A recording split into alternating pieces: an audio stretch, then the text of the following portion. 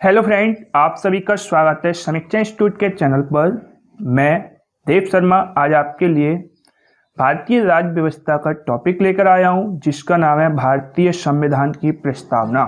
जिसमें हम पढ़ेंगे प्रस्तावना में कुछ शब्द हैं जिनका अर्थ क्या क्या होता है, और प्रस्तावना संविधान के एक भाग के रूप में किस प्रकार है, और संविधान की आत्मा के रूप में प्रस्तावना का क्या भूमिका है, और प्रस्तावना संविधान का अंग है या नहीं, इसके बारे में चर्चा करेंगे हम। संविधान की प्रस्तावना। संविधान की उद्देशिका या प्रस्तावना का आधार पंडित जवाहरलाल नेहरू द्वारा प्रस्तुत उद्देश्य प्रस्ताव है, जिसे उन्होंने 13 दिसंबर 1946 को संविधान सभा में प्रस्तुत किया था। प्रस्तावना संविधान के परिचय या भूमिका को कहते हैं। इसमें संविधान के संपूर्ण सार उपस्थित होता है।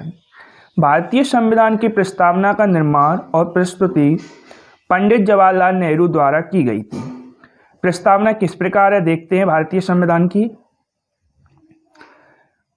संविधान की प्रस्तावना है कि हम भारत के लोग भारत को एक संपूर्ण प्रभुत्व संपन्न समाजवादी संपन्न पंथ निरपेक्ष लोकतंत्रात्मक गणराज्य बनाने के लिए तथा उसके समस्त नागरिकों को सामाजिक, आर्थिक एवं राजनीतिक न्याय, विचार, अभिव्यक्ति, विश्वास, धर्म और उपासना की स्वतंत्रता, प्रतिष्ठा और अवसर की क्षमता प्राप्त कराने के लिए तथा उन सब में व्यक्ति की गरिमा और राष्ट्र की एकता और अखंडता सुनिश्चित करने वाली बंधुता बढ़ाने के लिए दृढ़ संकल्प होकर अपनी इस संविधान सभा में आज 26 नवंबर 1949 ईस्वी मिति मार्गशीर्ष शुक्ल सप्तमी संवत 2006 विक्रमी को एतद द्वारा इस संविधान को अंगीकृत, अधिनियमित और आत्मार्पित करते हैं। ये थी हमारी भारतीय संविधान की प्रस्तावना।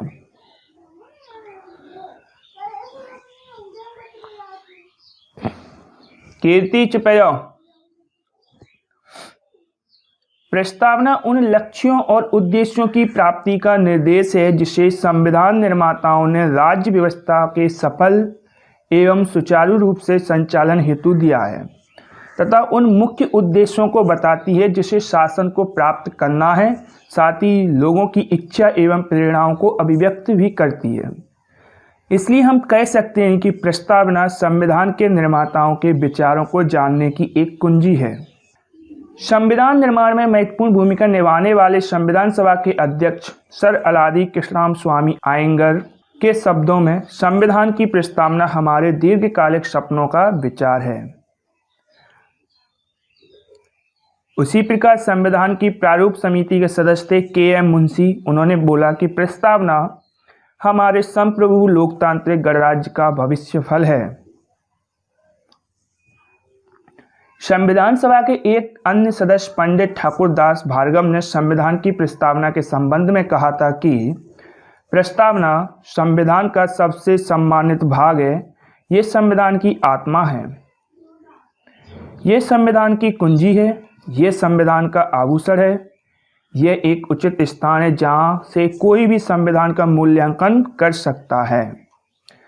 सुप्रसिद्ध अंग्रेज राजनीतिक शास्त्री सर अर्नेस्ट वार्कर ने संविधान की प्रस्तावना लिखने वालों को राजनीतिक बुद्धिमत्ता कहकर अपना सम्मान देते हैं। वो बेरुबारी मामले में न्यायालय ने कहा था कि प्रस्तावना संविधान निर्माताओं के मन की कुंजी है, तथा जहां संविधान की भाषा में संदिग्धता होती है वहां उद्देश्य का संविधान की विधिक निर्वचन में सहायक होती है। न्यायमूर्ति हिदायतुल्लाह ने भी कहा था कि संविधान का मूल आत्मा सशक्त एवं अपरिवर्तनीय है तथा संविधान को समझने और उसकी सही व्याख्या करने में सहायक हो सकती है। साथ ही प्रस्तावना उस सिद्धांतों का निचोड़ है जिन पर सरकार को कार्य करना है। प्रस्तावना में जो शब्द हैं उनके बारे में देखते हैं क्या अर्थ होता है। सबसे पहले आता है हम भारत के लोग। हम भारत के लोग से आशय यही है कि भारत एक प्रजातांत्रिक देश है तथा भारत के लोग ही सर्वोच्च संप्रभु हैं। साथ ही यह शब्द बताता है कि संविधान जनता ने अधिनियमित किया है। अतः भारतीय जनता को जो अधिकार मिले हैं वही संविधान का आधार है। प्रभुत्व संपन्न। प्रभुत्व संपन्न का अर्थ यही है कि भारत अन्य प्रभुत्व संपन्न राज्य के नियंत्रण के अधीन नहीं है, मतलब बाह्य रूप से इस हेतु स्वतंत्र है कि उसकी विदेश नीति की दिशा या दशा क्या हो। साथ ही उसे किसी भी विषय पर विधि बनाने का अधिकार है। आंतरिक रूप से सर्वोच्च है वो। लोकतंत्रात्मक। संविधान के प्रस्तावना में लोकतांत्रिक शब्द का इस्तेमाल बड़े रूप में किया है, जिसमें न केवल राजनीतिक लोकतंत्र बल्कि सामाजिक आर्थिक लोकतंत्र को भी शामिल किया गया है।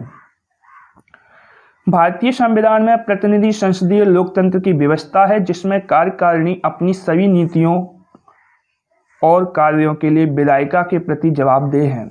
वयस्क मताधिकार, सामायिक चुनाव, कानून की सर्वोच्चता, न्यायपालिका की स्वतंत्रता व भेदभाव का अभाव भारतीय राज्य व्यवस्था के लोकतांत्रिक लक्षण के स्वरूप हैं। गणराज्य। प्रस्तावना में गणराज्य शब्द का उपयोग इस विषय पर प्रकाश डालता है कि दो प्रकार की लोकतंत्रीय व्यवस्थाएं, वंशानुगत लोकतंत्र और लोकतंत्रीय गणतंत्र में भारतीय संविधान के अंतर्गत लोकतंत्रीय गणतंत्र को अपनाया गया है, जिसका अर्थ ऐसी व्यवस्था है जहां सभी सार्वजनिक पद जनता द्वारा निर्वाचित होते हैं या नियुक्त होते हैं। इसमें राज्य की प्रधान राष्ट्रपति भी शामिल है। अतः संविधान के अधीन सभी अधिकारों का स्रोत भारत के लोग हैं, कोई आनुवंशिक शासक नहीं है।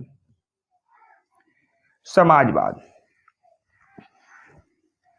समाजवाद शब्द, जो कि मूल संविधान में नहीं था बल्कि इसे 42वें संविधान संशोधन अधिनियम 1976 द्वारा प्रस्तावना में शामिल किया गया। समाजवाद शब्द का आशय यही है, ऐसी संरचना जिसमें उत्पादन के मुख्य साधनों की पूंजी, जमीन, संपत्ति आदि पर सार्वजनिक स्वामित्व या नियंत्रण के साथ वितरण में समतुल्य सामंजस्य हो। इसका अर्थ यह नहीं कि भारतीय संविधान निजी संपत्ति के उन्मूलन में विश्वास रखता है, बल्कि ये उस पर कुछ निर्बंधन लगा सकता है जिससे उसका उपयोग राष्ट्रीय हित में किया जा सके। प्रधानमंत्री इंदिरा गांधी ने कुछ कहा था कि हमारा समाजवाद अपने ढंग का समाजवाद है। हम उन्हीं क्षेत्रों में राष्ट्रीयकरण करेंगे जिनमें हम आवश्यक समझते हैं। केवल राष्ट्रीयकरण करना ये हमारा समाजवाद नहीं है। अतः उच्चतम न्यायालय ने भी कहा कि समाजवाद का प्रमुख उद्देश्य आय, संपत्ति तथा जीवन के स्तर में असमानता को दूर करना है और श्रमिकों को सभ्य जीवन स्तर प्राप्त कराना है।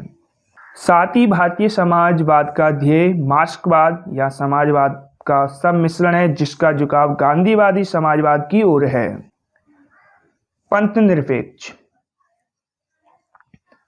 पंथ निरपेक्ष राज्य किसी पंथ विशेष को प्रोत्साहन नहीं देता है और न ही वे किसी पंथ के साथ कठोरता का व्यवहार करता है।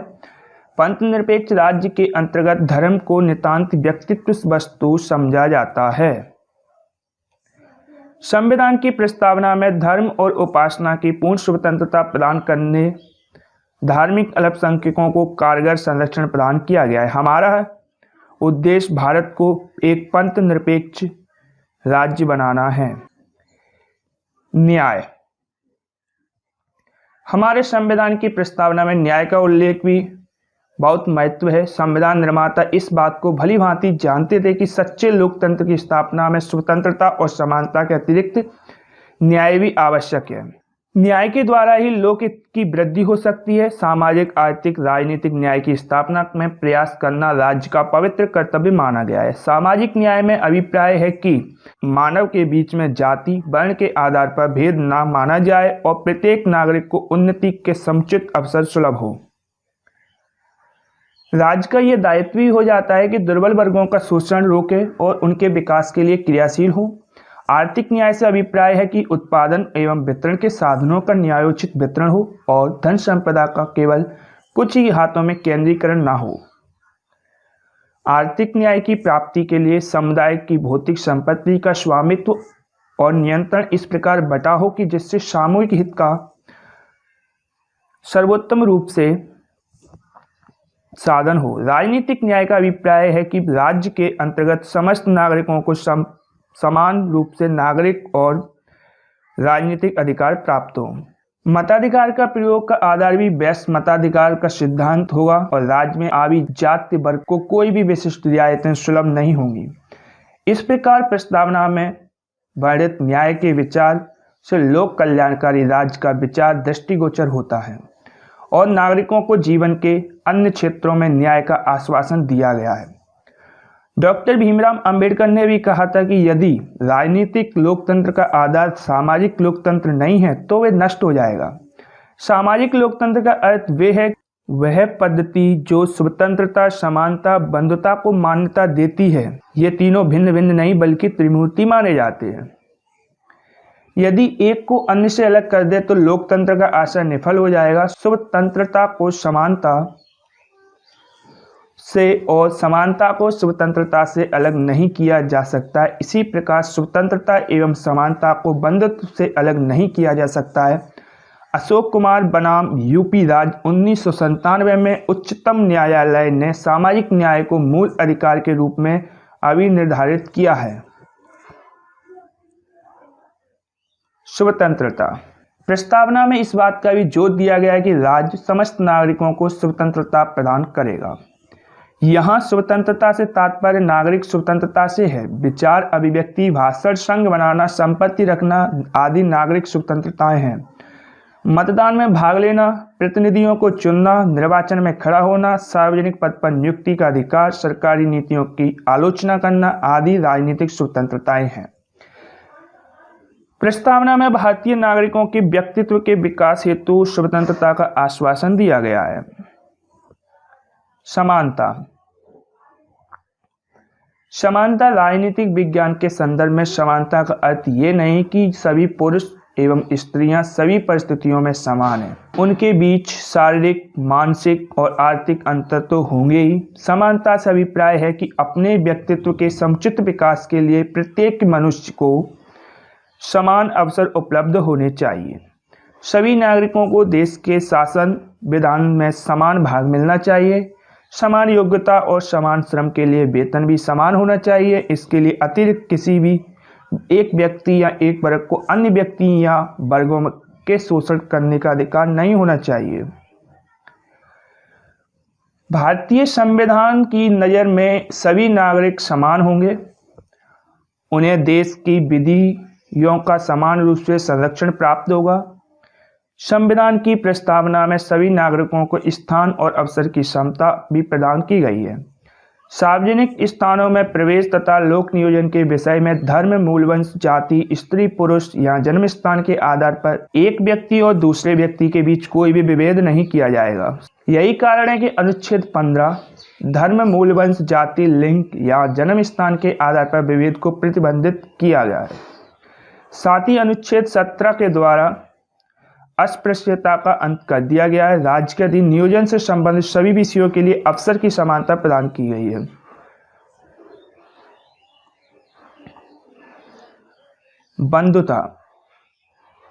बंधुता की भावना लोकतंत्र की सफलता की पूर्व शर्त है तथा ये भावना होनी चाहिए कि हम सभी एक ही भूमि के, एक ही मातृभूमि के पुत्र हैं। ये भावना भारत के लिए और भी आवश्यक है क्योंकि भारतीय समाज मूल वंश, धर्म, भाषा, जाति, संस्कृति जैसे आधारों में बटा हुआ है। प्रस्ताव में बंधुता को दो बातों से जोड़ा गया था। कौन कौन सी थी? कि व्यक्ति की गरिमा सुनिश्चित करना, राष्ट्र की एकता एवं अखंडता सुनिश्चित करना, प्रत्येक को एक समान प्रतिष्ठा और गरिमा मिलनी चाहिए। इसी कारण अस्पृश्यता का अंत अनुच्छेद 17 के तहत किया गया तथा आनुवांशिक उपाधियां और पद प्रतिषेध कर दिया गया। अनुच्छेद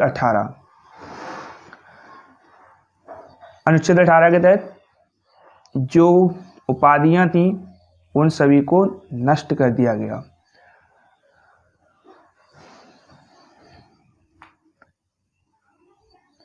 गरिमा का अधिकार स्वयं में मूल अधिकार है। बंधुता का एक अंतर्राष्ट्रीय पक्ष भी है जो विश्व बंधुत्व की संकल्पना वसुधैव कुटुंबकम अर्थात संपूर्ण विश्व का एक परिवार है के प्राचीन भारतीय आदर्श की ओर ले जाता है। इसे संविधान के अनुच्छेद 51 में निर्देशित सिद्धांतों के अंतर्गत स्पष्ट किया गया है।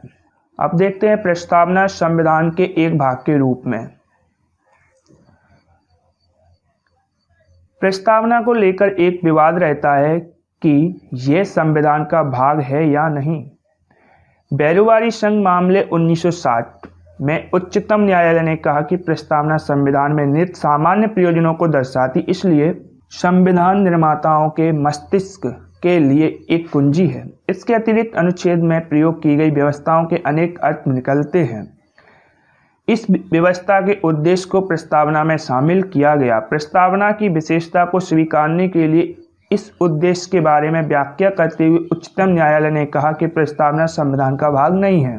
केशवानंद भारती मामले 1973 में उच्चतम न्यायालय ने पूर्व व्याख्या को अस्वीकार कर दिया और ये व्यवस्था की प्रस्तावना संविधान का भाग है। ये महसूस किया कि प्रस्तावना संविधान का अति महत्वपूर्ण हिस्सा है और संविधान की प्रस्तावना में वर्णित महान विचारों को ध्यान में रखकर संविधान का अध्ययन किया जाना चाहिए। LIC ऑफ इंडिया 1995 में मामला आया जिसमें द्वारा से उच्चतम न्यायालय ने व्यवस्था की कि प्रस्तावना संविधान का आंतरिक हिस्सा है। संविधान के अन्य भागों की तरह ही संविधान सभा ने प्रस्तावना बनाया, परंतु तब जबकि अन्य भाग पहले से ही बनाए जा चुके थे।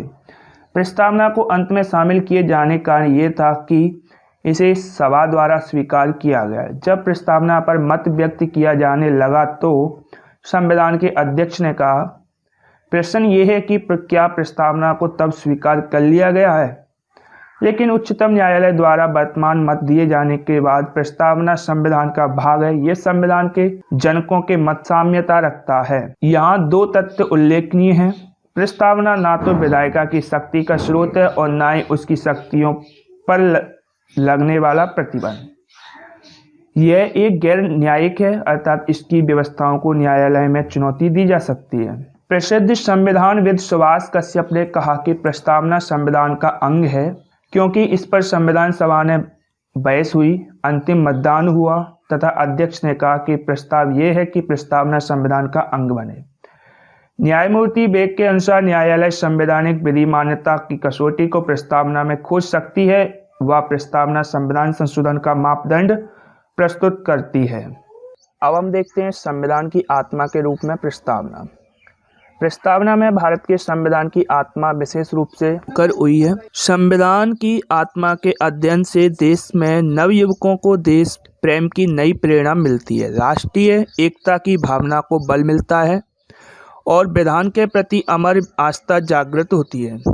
प्रस्तावना में कुछ गुण हैं जिससे ये कहा जा सकता है कि हमारे संविधान की प्रस्तावना आत्मा है। सबसे पहले गुण है कि प्रस्तावना संविधान की प्रेरणा और प्राण है। यह प्रस्तावना भारतीय संविधान की आत्मा और प्राण है। कानून की दृष्टि से संविधान का अंग नहीं है, फिर भी यही उसका प्रेरणा स्रोत है। संविधान के सारे उपबंध प्रस्तावना से स्फूर्ति ग्रहण करते हैं। डॉक्टर सुभाष कश्यप के शब्दों में, संविधान शरीर है तो प्रस्तावना उसकी आत्मा, प्रस्तावना आधारशिला है तो संविधान उस पर खड़ी अट्टालिका, प्रस्तावना तथ्य निर्देश है तो संविधान के विभिन्न अनुच्छेद उस तथ्य की सिद्धि के साधन हैं। नूतन भावनाओं एवं संकल्पों का बोध। यह प्रस्तावना नूतन भावनाओं एवं संकल्पों का बोध कराती है। इससे शासनकर्ता को नई दिशाएं एवं सामाजिक समता और न्याय करने के लिए संकल्पों का बोध होता है। यह उद्देश्य का संविधान का अमूल्य अंश है। ये संविधान की आत्मा तथा संविधान की कुंजी है। यह प्रस्तावना का उत्कृष्ट रूप प्रदान करती है तथा संविधान निर्माताओं के विचारों उद्देश्यों को स्पष्ट करती है। तीसरा गुण है कि प्रस्तावना संविधान की आत्मा है। संविधान की आत्मा कहते हैं संविधान के मूल सिद्धांतों और आधारभूत मूल्यों को हमारे सर्वोच्च न्यायालय ने बेरुवारी मामले में अपना निर्णय देते हुए कहा कि प्रस्तावना को संविधान अथवा अधिनियम के निर्माताओं के आशय को स्पष्ट करने वाला कुंजी है। नेक्स्ट गुण है प्रस्तावना में चित्रित है स्वाधीनता संघर्ष की कल्पना का भारत। हम जिन मान्यताओं को युगों से संजोए रहे हैं और विशेषकर जो विश्वास, निष्ठा और आकांक्षाएं हमने अपने राष्ट्रीय स्वतंत्रता संग्राम काल में हृदयगम की, वे संविधान की प्रस्तावना में पूरी तरह परिलक्षित होती हैं। नेक्स्ट गुण है कि प्रस्तावना पर किसी वाद या एक विचारधारा का प्रभाव नहीं है। वर्तमान युग में अनेक विचारधाराओं का प्रादुर्भाव हुआ है और विश्व के विभिन्न संविधानों पर उसका प्रभाव स्पष्ट झलकता है। चीन का शासन विधान जहां मार्क्सवादी दर्शन के प्रभाव से भरा पड़ा है, वहीं अमेरिका का संविधान क्रांतिकारी और पूंजीवादी दर्शन पर आधारित है। भारतीय संविधान किसी एक विचारधारा से बंधा हुआ नहीं है। संविधान की प्रस्तावना में समस्त प्रचलित विचारधाराओं को श्रेष्ठ तत्वों का निचोड़ उपलब्ध है। प्रस्तावना में प्रस्तुत न्याय का सिद्धांत व्यवहार उपयोग है और समाजवाद, साम्यवाद, पूंजीवाद जैसी किसी भी विशिष्ट दर्शन का अनुगामी नहीं है। नेक्स्ट गुण है कि भारतीय क्रांति की सूत्रधार है प्रस्तावना। संविधान की प्रस्तावना पर फ्रांसीसी, रूसी और अमेरिकी क्रांति का प्रभाव झलकता है। ये बात सर्वविदित है कि फ्रांस की क्रांति स्वतंत्रता, समानता और भ्रातृत्व पर जोर देती है। सोवियत क्रांति आर्थिक समानता पर और अमेरिकी क्रांति व्यक्तित्व स्वतंत्रता पर जोर देती है। भारतीय संविधान की प्रस्तावना में अंतर्निहित सामाजिक, आर्थिक और राजनीतिक न्याय की धारणा में तीनों की क्रांतियों का समन्वय कर दिया गया है। नेक्स्ट गुण है कि प्रस्तावना में चित्रित है भावी भारत का स्वरूप। प्रस्तावना संविधान निर्माताओं की कल्पना के भारत का एक रूप प्रकट करती है। संविधान निर्माताओं की योजना वह थी कि आर्थिक और राजनीतिक लोकतंत्र को ऐसा लक्ष्य माना जाए जिस तक हमें पहुंचना है। प्रस्तावना में निहित लक्ष्य आज भी हमारे राष्ट्रीय आदर्श हैं और युग युग में प्रत्येक सरकार को उनकी प्राप्ति के लिए सतत प्रयास करना होगा। प्रस्तावना में संशोधन की संभावना। क्या प्रस्तावना में संविधान की धारा 368 के तहत संशोधन किया जा सकता है? ये प्रश्न पहली बार ऐतिहासिक केशवानंद भारती मामले 1973 में उठा था। ये विचार सामने आया कि इसमें संशोधन नहीं किया जा सकता क्योंकि ये संविधान का भाग नहीं है। याचिकाकर्ता ने कहा कि अनुच्छेद 368 के जरिए संविधान के मूल तत्व व मूल विशेषताओं जो कि प्रस्तावना में हैं उनको ध्वस्त करने वाला संशोधन नहीं किया जा सकता है। हालांकि उच्चतम न्यायालय ने यह व्यवस्था भी कर दी कि प्रस्तावना संविधान का एक भाग है। न्यायालय ने अपना ये मत बेरुबारी संघ 1960 में दिया और कहा कि प्रस्तावना को संशोधित किया जा सकता है, बशर्ते मूल विशेषताओं में संशोधित नहीं किया जाना चाहिए। दूसरे शब्दों में न्यायालय ने व्यवस्था की कि प्रस्तावना में निहित मूल विशेषताओं को अनुच्छेद 368 के तहत संशोधित नहीं किया जा सकता है। वर्तमान समय तक प्रस्तावना को केवल एक बार 42वें संविधान संशोधन 1976 के तहत संशोधित किया गया था, जिसके जरिए इसमें 3 शब्द नए जोड़े गए थे: समाजवादी, पंथ निरपेक्ष और अखंडता। अब देखिए प्रस्तावना संविधान का अंग है या नहीं। सबसे पहले केस आता है बेरुबारी संघ वाद 1960, जिसमें विवाद ये था कि संविधान प्रस्तावना का अंग है या नहीं। निर्णय आया कि प्रस्तावना संविधान में निहित सामान्य प्रयोजनों को दर्शाती है और इसलिए संविधान निर्माताओं के मस्तिष्क के लिए एक ये कुंजी है। इसके अतिरिक्त अनुच्छेद में प्रयोग की गई व्यवस्थाओं के अनेक अर्थ निकलते इस व्यवस्था के उद्देश्य को प्रस्तावना में शामिल किया गया। प्रस्तावना की विशेषता को स्वीकारने के लिए इस उद्देश्य के बारे में व्याख्या करते हुए उच्चतम न्यायालय ने कहा कि प्रस्तावना संविधान का भाग नहीं है, क्योंकि ये ना तो सरकार को शक्ति प्रदान करती है और ना ही सरकार से शक्ति लेती है। निष्कर्ष निकला कि प्रस्तावना संविधान का अंग नहीं है। दूसरा केस है केशवानंद भारती बनाम केरल राज्य 1973। विवाद यही था कि प्रस्तावना संविधान का अंग है या नहीं। निर्णय आया कि बेरुबारी संघ के निर्णय को उलट कर दिया गया था। 1960 का जो निर्णय था हाई कोर्ट ने उसको बदलते हुए उसने कहा कि प्रस्तावना संविधान का एक भाग है। साथ ही ये महसूस किया जाए कि प्रस्तावना संविधान के अति महत्वपूर्ण हिस्सा है और संविधान की प्रस्तावना में वर्णित महान विचारों को ध्यान में रखकर संविधान का अध्ययन किया जाना चाहिए। भले ही प्रस्तावना कानूनी शक्ति नहीं रखती हो, परंतु ये संविधान की अस्पष्ट और असंदिग्ध होने वाली भाषा को स्पष्ट करने में सहायक हो सकती है। इसका निष्कर्ष यही निकलता है कि प्रस्तावना संविधान का अंग है। फिर आता है केस बॉम्बई वाद 1994, जिसमें विवाद यह था कि प्रस्तावना संविधान का अंग है या नहीं। निष्कर्ष निकलता है केशवानंद भारती बनाम केरल राज्य वाद 1973 का अनुमोदन किया गया। प्रस्तावना संविधान का अंग है और अखंडता, समाजवाद और पंथ निरपेक्ष जैसी विशेषताओं का अंग मानना तार्किक है। नेक्स्ट केस आता है कि LIC ऑफ इंडिया 1995। इस विवाद यही था कि प्रस्तावना भाग है या नहीं संविधान का। निर्णय आया प्रस्तावना संविधान का अंग है, निष्कर्ष निकला प्रस्तावना संविधान का अंग है। अब कुछ इम्पोर्टेंट फैक्ट हैं।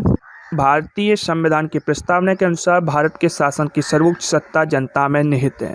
उद्देशिका को न्यायालय में प्रवर्तित नहीं किया जा सकता है।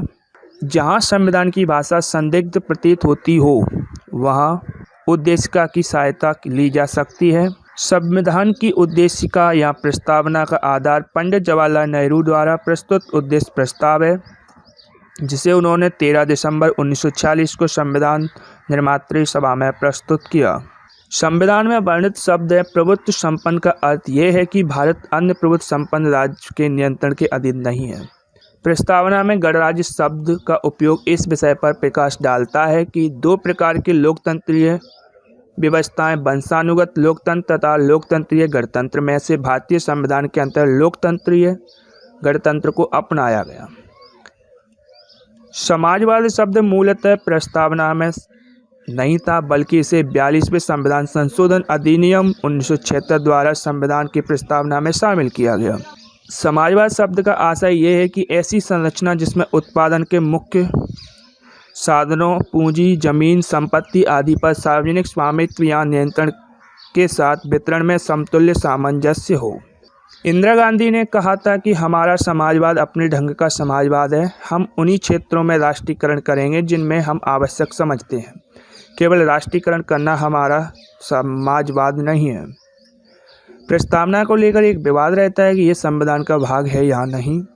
बैरोबारी संघ मामले 1960 में उच्चतम न्यायालय ने कहा कि संविधान में निहित सामान्य प्रयोजनों को दर्शाती और इसलिए संविधान निर्माताओं के मस्तिष्क के लिए एक कुंजी है। ये केशवानंद भारती मामले 1973 में आया, जिसमें उच्चतम न्यायालय ने पूर्व व्याख्या को अस्वीकार करते हुए कहा कि यह संविधान का भाग है। LIC ऑफ इंडिया मामले 1995 में आया, जिसमें पुनः सुप्रीम कोर्ट ने कहा कि ये संविधान का आंतरिक हिस्सा है। अभी तक प्रस्तावना में केवल एक बार ही संविधान संशोधन हुआ है, वो भी 42वें संविधान संशोधन 1976 द्वारा। अगर आपको ये वीडियो अच्छी लगी हो तो लाइक एंड शेयर जरूर कीजिएगा।